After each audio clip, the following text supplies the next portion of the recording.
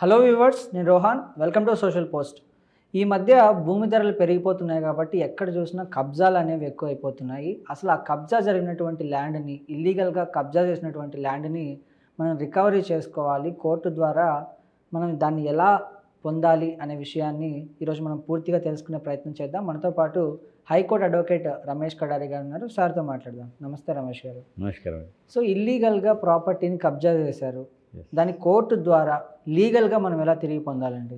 ఇల్లీగల్గా ప్రాపర్టీని కబ్జా చేస్తే, లేదా ల్యాండ్ని కబ్జా చేస్తే, లేదా ప్లాట్ని కబ్జా చేస్తే దాన్ని మనం ఎలా రికవరీ చేసుకోవాలి? సో ఎప్పుడైనా కానీ ఇల్లీగల్గా కబ్జా చేశారు, అందులో కన్స్ట్రక్షన్ స్టార్ట్ చేసేసారు, లేదా కాంపౌండ్ వాల్ పాతి ఇది మాది అంటున్నారు అనుకున్నప్పుడు దాన్ని ఇల్లీగల్గా కబ్జా చేశారు అంటారు. సో ఇల్లీగల్గా కబ్జా చేసినప్పుడు మనం వాళ్ళ గోడను కొలగొట్టేయడము, లేదా వాళ్ళ ఇల్లును కొలగొట్టేయడం అలాంటి పనులు చేయకూడదు. అప్పుడు ఏమవుతుంది, అవి మనపైనే క్రిమినల్ కేసెస్ అయ్యి దానికి మనమే క్రిమినల్గా బాధ్యత వహించాల్సి వస్తుంది. కాబట్టి మనం కోర్టు ద్వారానే ఇట్లాంటి చర్యలకు మనం తీసుకోవాలి. సో ఎప్పుడైనా మనం ప్రాపర్టీని సూట్ ఫర్ రికవరీ, అంటే సూట్ ఫర్ రికవరీ అనేది ఏంటంటే ఆ ప్రాపర్టీని మనం రికవరీ చేసుకోవాలి, లేదా suit for position, recovery position అంటాం. ఆ పొజిషన్ని మనం తీసుకోవాలి అనేటువంటి పిటిషన్ మనం లోయర్ కోర్టులో, అంటే మనం ఏ ప్రాపర్టీ ఎక్కడైతే ఉంటుందో ఆ ప్రాపర్టీ వాల్యూ బట్టి మనకు సివిల్ కోర్టులు, అంటే junior civil court, senior civil court అని ఉంటాయి అన్నమాట. ఓకే. సో అక్కడ ఆ ప్రాపర్టీ వాల్యూని బట్టి సో ఆ యొక్క ఏరియాలో మనము సూట్ ఫర్ రికవరీ అనే పిటిషన్ వేసుకోవచ్చు. అంతేకాకుండా ఇంజెక్షన్ అంటే ఏంటి అంటే మనము ఆ యొక్క ప్రాపర్టీని మనకు మనం ఆదించుకోవడము, ఇల్లీగల్ ఎవరు మనం దాన్ని రాకుండా ఉండడం కోసం ఇంజెక్షన్ సూట్ కూడా వేసుకుంటాం. సో ఇప్పుడు ఈ యొక్క సూట్ ఫర్ రికవరీ పొజిషన్ వేసుకునేటప్పుడు మాత్రం మనం ఫస్ట్ వారికి ఒక నోటీస్ పంపించాలి అడ్వకేట్ ద్వారా.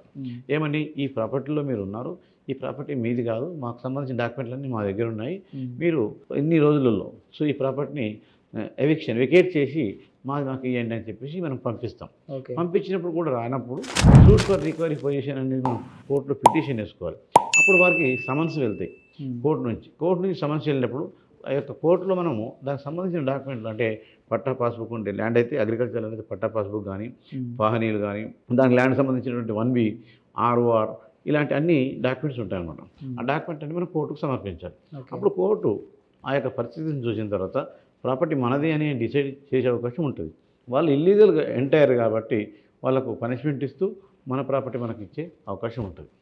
ఒక రకంగా లేదు, ఇంజెక్షన్ కూడా ఇంకొకసారి మనకి రాకుండా ఇంజెక్షన్ ఆర్డర్ కూడా తీసుకోవచ్చు. ఇంకో విషయం చెప్పాలంటే మనము క్రిమినల్ కేసులు వాళ్ళపైన వేసుకోవచ్చు. అంటే ఎప్పుడైతే మనం ఇల్లీగల్గా వాళ్ళు వచ్చారో దాన్ని ట్రెస్పాస్ అంటారు. సో వాళ్ళకి దానికి సంబంధించినటువంటి క్రిమినల్ ఒక పోలీస్ కంప్లైంట్ చేయాలి. పోలీస్ కంప్లైంట్ చేసినట్లయితే వాళ్ళు సో దానికి సంబంధించినట్టు కొంచెం పరిశీలించిన తర్వాత ఇది ట్రెస్పాస్గా అయినట్టు భావిస్తే వాళ్ళపైన క్రిమినల్ కేసులు కూడా చేసే అవకాశం ఉంటుంది.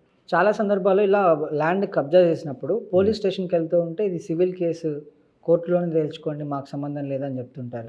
అలాంటి సందర్భాల్లో ఏం చేయాలండి? సాధారణంగా ఇట్లాంటి కేసులన్నీ కూడా సివిల్ కేసు కిందకి వస్తాయి. ఇక్కడ వీళ్ళ పోలీసు వాళ్ళ ఇన్వాల్వ్మెంట్ ఏమాత్రం ఉండదు. కానీ వీరికి సంబంధించిన డాక్యుమెంట్స్ అన్నీ ఉన్నాయి. అంటే పట్టా పాస్బుక్ ఉంది, తర్వాత 1B ఉంది, ROR ఉంది, ఆ తర్వాత పొజిషన్లో యాక్చువల్ ఇంతకుముందు వీళ్ళే ఉన్నారు కానీ అనుకోకుండా వచ్చారు, ఇంటర్ఫియర్ అయ్యారు. సో దాంతో వచ్చినప్పుడు మనకు క్రిమినల్ ట్రెస్పాస్ అనేది, అంటే వీళ్ళది అని తెలిసినప్పుడు మనం పంచనామా చేస్తే కూడా వీళ్ళది అని తెలిసినప్పుడు చెప్పినప్పుడు కూడా వాళ్ళు ఈ యొక్క ఇల్లీగల్ ఇంటర్ఫియర్ అయినప్పుడు మాత్రం క్రిమినల్ కేసు అయ్యే అవకాశం ఉంటుంది. సో క్రిమినల్ కేసెస్ కావాలనుకున్నప్పుడు వాళ్ళు క్రిమినల్గా ఇంటెన్షన్ ఉంది, క్రిమినల్ ఉద్దేశంతో వీళ్ళు వచ్చారు అనేటువంటిది అక్కడ ఉద్దేశం కలిగినప్పుడే మాత్రం క్రిమినల్ కేసులు అవుతాయి, లేకపోతే వాళ్ళు క్రిమినల్ కేసులు చేయరు.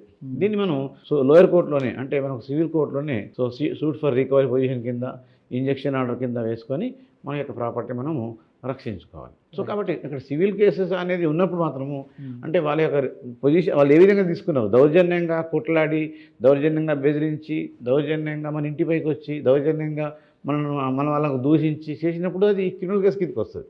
దౌర్జన్యంగా చేయకుండా సో మామూలుగా మాకు కూడా హక్కులు ఉన్నాయి అనేటువంటి విధంగా వాళ్ళ దగ్గర ఇంకొక సెకండ్ పట్టా ఉన్నట్లయితే ఏదో ఒక రకంగా వాళ్ళు వచ్చినప్పుడు మాత్రం సివిల్ కేసులు మాత్రమే అవుతాయి, క్రిమినల్ కేసు అయ్యే అవకాశం లేదు. రైట్ అండి. Thank you so much. Okay.